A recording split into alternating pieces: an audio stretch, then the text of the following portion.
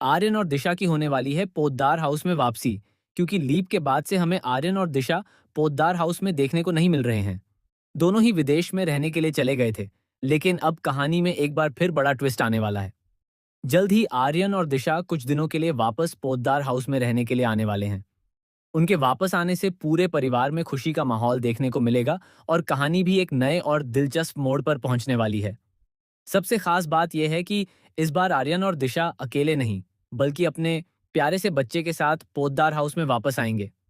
उनका बच्चा अब करीब 1 साल का हो चुका है और बेहद प्यारा है। जैसे ही आर्यन और दिशा अपने बच्चे के साथ पोद्दार हाउस में कदम रखेंगे, अभीरा उनका बहुत ही प्यार से स्वागत करती हुई नजर आएगी। पूरे परिवार के चेहरे पर खुशी देखने को मिलेगी, क्योंकि लंबे समय के बाद सभी को आर्यन और दिशा के साथ समय बिताने का मौका मिलेगा। परिवार के सभी सदस्य आर्यन और दिशा के बच्चे को देखकर बेहद खुश होंगे। मनीषा भी अपने पोते को देखकर बहुत ज्यादा भावुक और खुश हो जाएगी।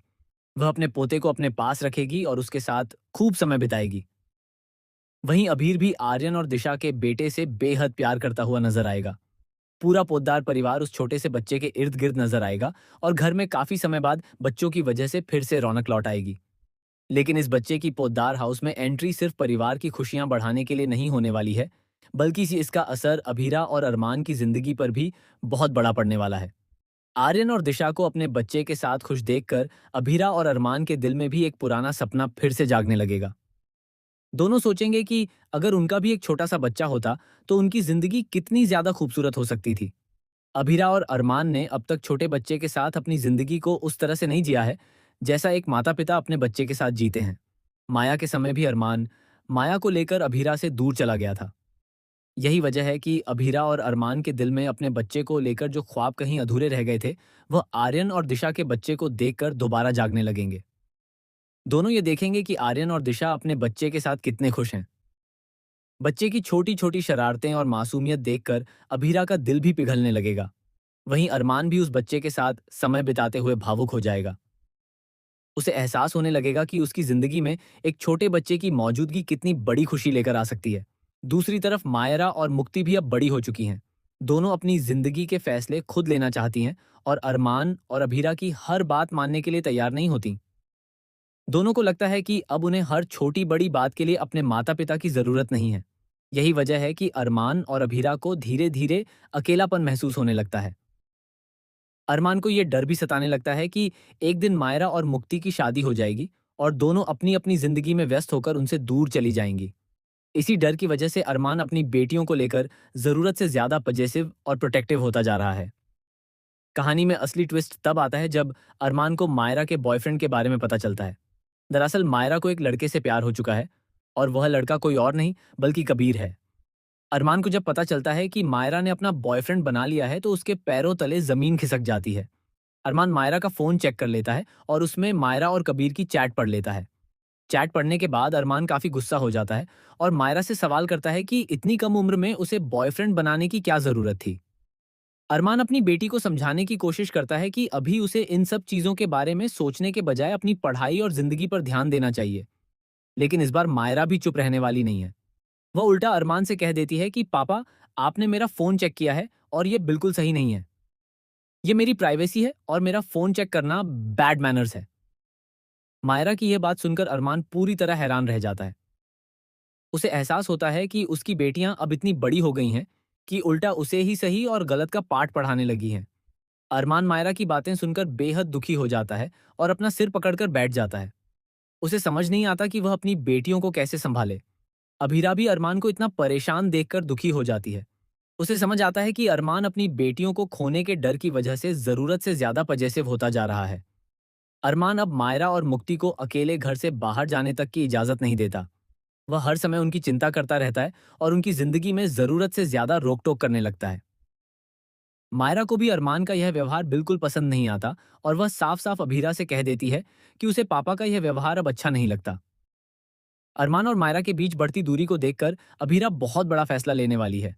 अभीरा को डर है कि अगर अरमान का यही व्यवहार चलता रहा तो मायरा और मुक्ति धीरे धीरे अपने पिता से दूर हो जाएंगी और एक दिन उनसे नफरत करने लगेंगी। इसी वजह से अभीरा के मन में एक ऐसा विचार आता है जो आगे चलकर पूरी कहानी को बदलने वाला है। अभीरा फैसला करती है कि वह एक और बच्चा चाहती है। उसे लगता है कि अगर उनकी जिंदगी में एक छोटा बच्चा आ जाएगा तो अरमान का ध्यान सिर्फ मायरा और मुक्ति की चिंता करने के बजाय उस बच्चे पर भी रहेगा। शायद इसके बाद अरमान अपनी बेटियों पर इतनी ज्यादा रोक टोक करना बंद कर दे और उनके साथ अपने रिश्ते को भी बेहतर तरीके से संभाल पाए। लेकिन अभीरा के लिए यह फैसला आसान नहीं है। वह अरमान से इस बारे में बात करना चाहती है, लेकिन उसके मन में डर भी है कि अगर अरमान ने साफ मना कर दिया तो क्या होगा। फिर भी अभीरा को लगता है कि शायद यही वह रास्ता है जिससे अरमान की चिंता और उसका डर कम किया जा सकता है। जब अभीरा आखिरकार अरमान से एक और बच्चा करने की बात करती है, तो अरमान का रिएक्शन बेहद चौंकाने वाला होता है। अरमान साफ कह देता है कि वह अभी एक और बच्चा नहीं चाहता। इस समय उसका पूरा ध्यान मायरा पर है और वह अपनी बेटी की जिंदगी को संभालना चाहता है। अरमान के इस फैसले से अभीरा काफी नाराज हो जाती है, लेकिन अभीरा भी हार मानने वाली नहीं है। वह अरमान का फैसला बदलने के लिए आर्यन और दिशा के बच्चे की मदद लेने का फैसला करती है। एक दिन अभीरा आर्यन और दिशा के छोटे से बच्चे को अपने पास रखती है और उसे अपने पास ही सुलाती है। बच्चे के साथ अभीरा का प्यार देखकर अरमान का दिल भी धीरे धीरे पिघलने लगता है। अरमान जब आर्यन और दिशा के प्यारे से बच्चे को देखता है तो उसके मन में भी पिता बनने की इच्छा फिर से जाग उठती है। उसे महसूस होता है कि उनके घर में भी अगर एक छोटा सा बच्चा आ जाए तो उनकी जिंदगी में एक अलग तरह की खुशी आ सकती है। धीरे धीरे अरमान भी अभीरा के इस फैसले के बारे में सोचने लगता है। अब अरमान और अभीरा के मन में एक और बच्चे की चाहत पैदा होती है।